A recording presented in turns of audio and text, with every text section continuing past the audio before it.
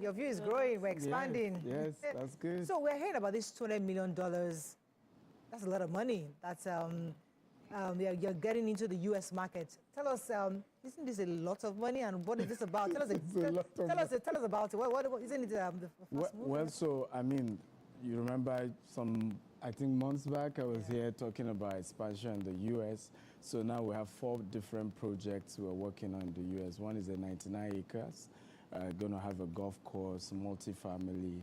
Another is we just acquired a new office in Katy, in the U.S. as well. So the office now also has a big land where we're now building a 6th-floor office complex as well. The third project is a 89-unit housing project, also in the U.S., where we have 2 and 3 bedroom. And then the 4th one is a 24-unit, close to the airport, 15 minutes to the airport. It's called Tidwell. So we're excited about the growth. Again, 200 million, mind you, in America, you're able to access 70% of that funds.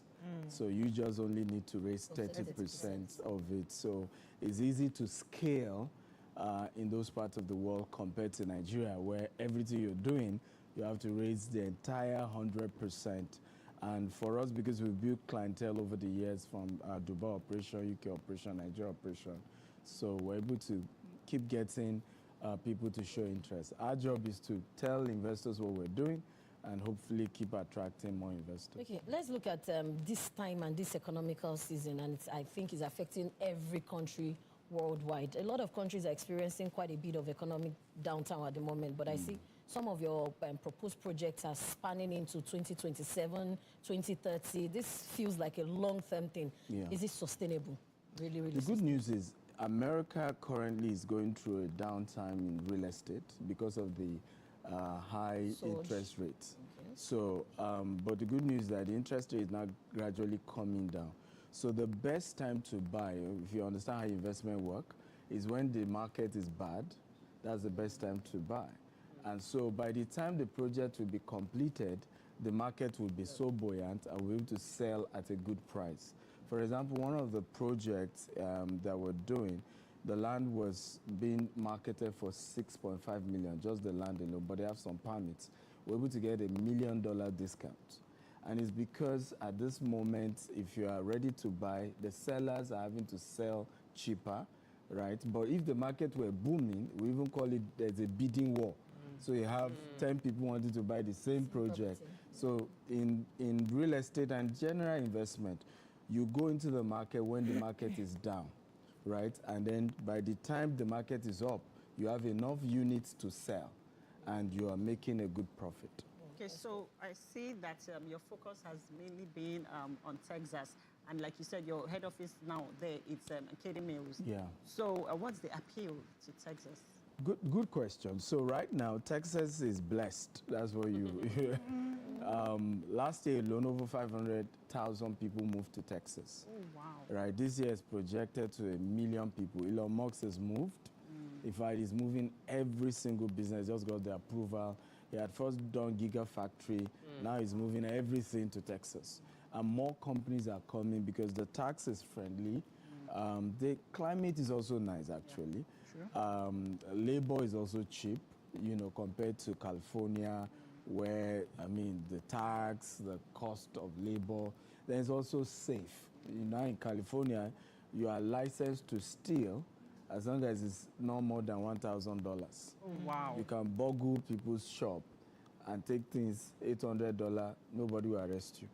So those are the kind of law that is taking people away from California to move to Texas. So Texas is really booming. Yeah. So, you know, I wanted to ask you about some of the current projects that you are running that are in continuation, especially in relation. We're trying to relate this current project with past projects that you are currently running, as well as the new one that you're moving into.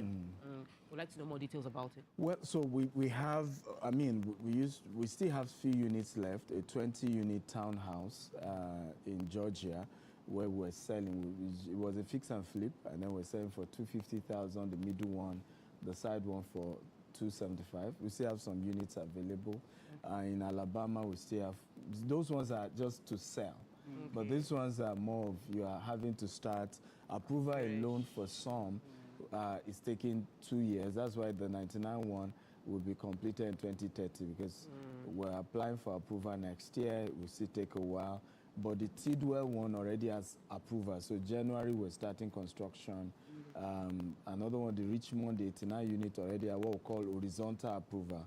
Horizontal approval means you can do the infrastructure and all of that. And then, so we're starting with that. Then we apply for the vertical, which is to now build the house itself. America is very regulated and very structured. So, I mean, does that include the office complex? I heard that there's an office complex you have that is... So we acquired a $1.6 million office complex in Katy. So that's a true story. Yes, we operate from it. Just that we now have enough land in front of that. So we felt let's commercialize the land, build something bigger, and still make money from that. Okay, I would like us to take a break from Obodo Ibo before people that don't have visa begin to drive. Let's tell us about your Nigerian projects. What level are you on now? What's happening to your Nigerian arm of business?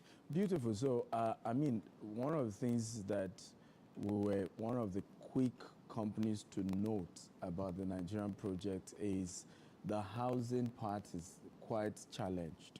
One, the funding, two, the affordability, and the quickest way to sell your name in real estate in Nigeria now is housing. Wow. Right? Because if you promise somebody, I'm going to build 4-bedroom, right? Pay me 150 million. Before you know it, I mean, cost of inflation, cost of building material.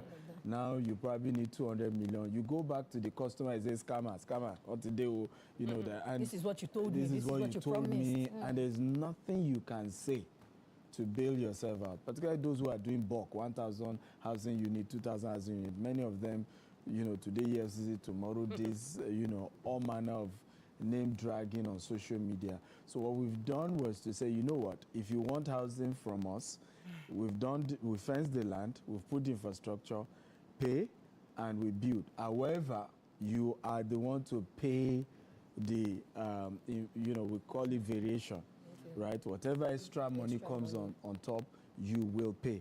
So that has made, of course, that to be going a lot slower. But what we then focus more on is the land, right? We have a new 46 hectares in Kuje, Abuja now that we're doing off-plan on. In fact, yesterday I was in Jabode, 260 acres.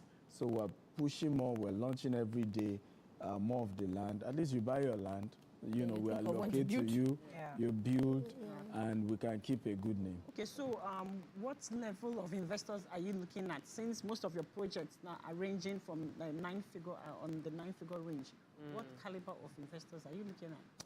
Well, so I mean, a lot of... Doesn't look like we will qualify because if you have $800 million, you said you have to find 30%. Yeah, this is your humility. This is your humility. This 70 million. You and I know you're a consultant. You are not just doing TV. To the people that's billionaire. She's a consultant. Amen. So that we can be billing her. CMO is a billionaire.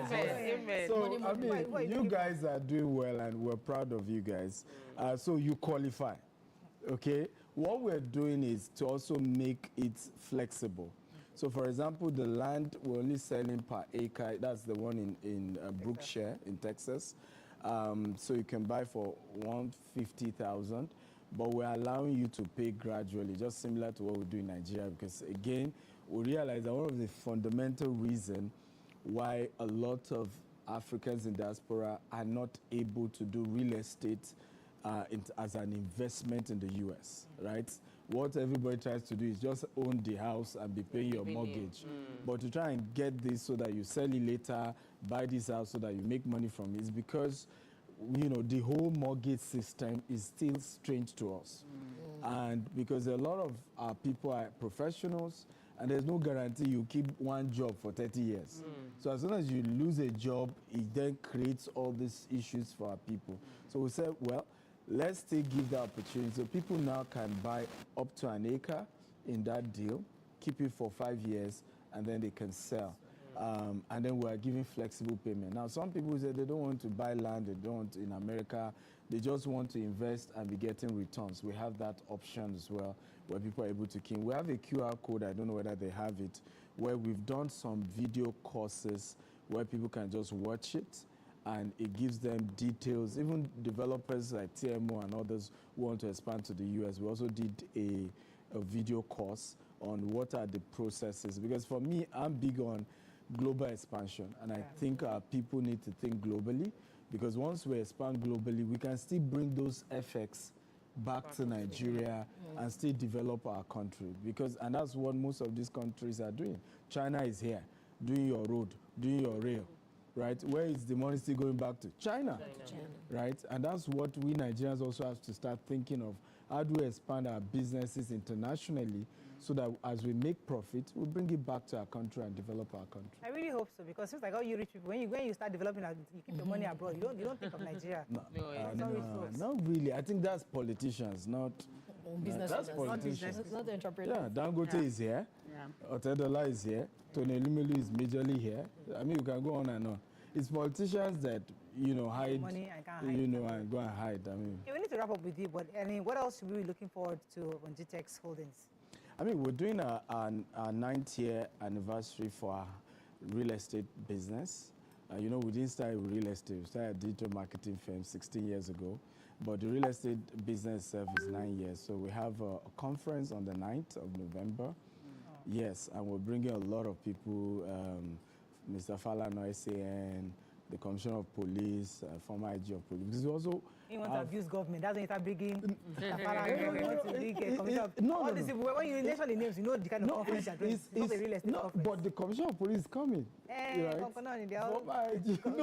No. So the goal is to look at the issues in the industry, from a Monile issue to land grabbing. What are the solutions? Documents from and a lawyer like SAN will actually have insights. Exactly. We're even bringing a judge as well. She will also share some of the cases she faced. It's really something to really robust and resolve some of the lingering issues locally. We also bring some speakers from Dubai, US, who also share about doing business in those